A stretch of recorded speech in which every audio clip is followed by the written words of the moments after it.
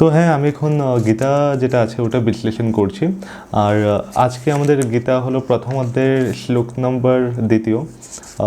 তো এটার মধ্যে সঞ্জয় বলছে, ধৃষ্টা তো পাণ্ডবানেকং ভূঢ়ং ধৈর্যধনস্ততা আচার্যমুপসঙ্গম্য রাজা বচনম ব্রবীত।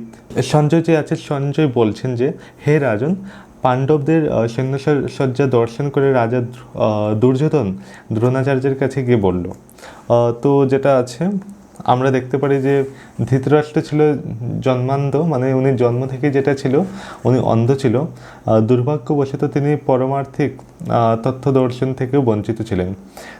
তিনি ভালোভাবে জানতেন যে ধর্মের ব্যাপারে তার পুত্রেরা ছিল তারই মতো অন্ধ, এবং তিনি নিশ্চিত ছিলেন যে তার পাপিষ্ঠ পুত্রেরা আজন্ম ধর্ম পরায়ণ পাণ্ডবদের সঙ্গে কখনো কোনো রকম মীমাংসা করতে পারবে না।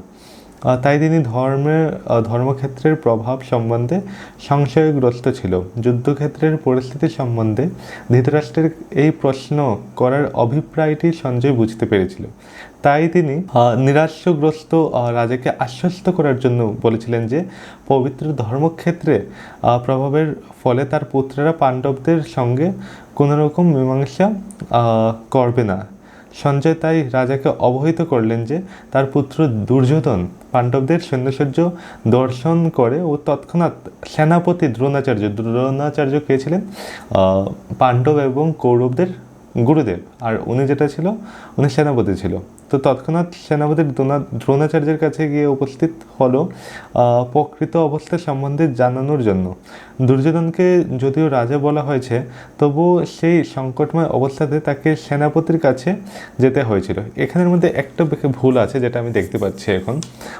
সেই জন্য যেটা আছে আপনার মহাভারত যেটা আছে পড়ার আগে বিজ্ঞস্ত লোকের কাছ থেকে পড়া দরকার। যেমন এখানের মধ্যে একটা বলা আছে যে দ্রোণাচার্যকে সেনাপতি এখন বলা হয়েছে, কিন্তু হ্যাঁ শুরুর দিকে যেটা ছিল উনি সেনাপতি ছিল না, সেনাপতি ছিল পিতামহ ভীষ্ম।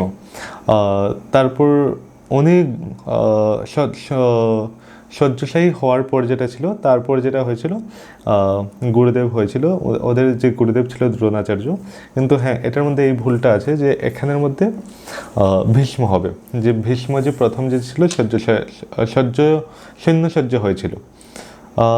ঠিক আছে, কিন্তু পাণ্ডবদের সৈন্যসজ্জা দেখে দুর্যোধনের মনে যে ভয়ের সঞ্চার হয়েছিল তা সে কূটনীতির ছদ্ম আবরণে ঢেকে রাখতে পারেনি। তো হ্যাঁ, 2 নম্বর অধ্যায়ের মধ্যে আমরা এটাই দেখতে পারি যে সৈন্যসজ্জা যে আছে দ্রোণ জিকে গিয়ে বলছে। এখন কি বলছে না বলছে যেটা আছে আমরা শ্লোক নম্বর 3 মধ্যে আমরা যেটা আছে ডিসকাশন করব। তো হ্যাঁ, শ্লোক নম্বর 3 মধ্যে আমাদের দেখা হচ্ছে।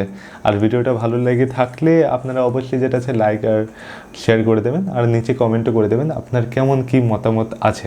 ঠিক আছে।